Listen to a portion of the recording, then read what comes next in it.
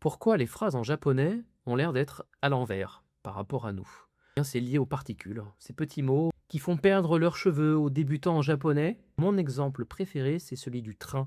J'imagine que la phrase en japonais est un train, et vous allez voir, grâce à cette méthode-là, en quelques minutes, vous allez craquer le code du japonais. Une phrase en japonais répond à un principe essentiel. Le verbe est toujours à la fin de la phrase. Par exemple, je mange une pomme. Je watashi tabemasu. Le verbe manger. Donc on le met à la fin. Je vous ai dit c'est un train.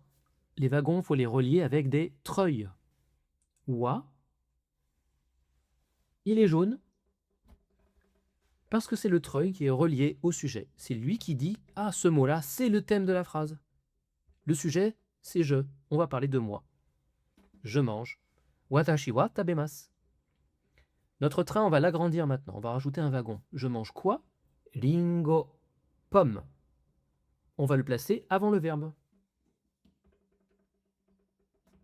On laisse la place pour mettre la particule du COD, le complément d'objet direct, puisque je mange quoi? Des pommes. Et ça, c'est wo. On le colle ici.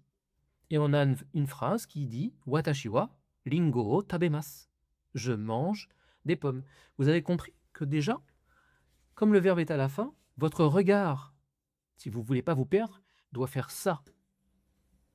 D'abord, vous partez du sujet, vous allez jusqu'au verbe, et une fois que vous êtes là, vous remontez un wagon en arrière, et vous reconstituez une phrase en français. Watashi wa, je mange une pomme. On va complexifier notre phrase en rajoutant un quatrième wagon, le lieu où est-ce qu'on mange la pomme, à l'école. L'école se dit gakko. On l'indique ici. On garde l'information importante vers la fin. L'information importante, c'est « je mange une pomme ». Et on doit toujours mettre notre treuil, ne l'oubliez pas, sinon le train déraille. D, la particule du lieu où se déroule l'action. À l'école. Watashi wa gakko de ringo o tabemasu. Maintenant, regardez comme c'est simple. Si vous voulez changer l'objet que vous mangez, par exemple, vous mangez des sushis, sushi à la place de ringo.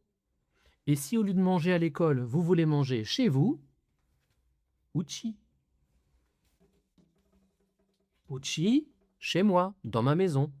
Watashi wa uchi de sushi o tabemasu. Voilà comment on est sûr de ne pas se tromper ni se perdre dans une phrase en japonais.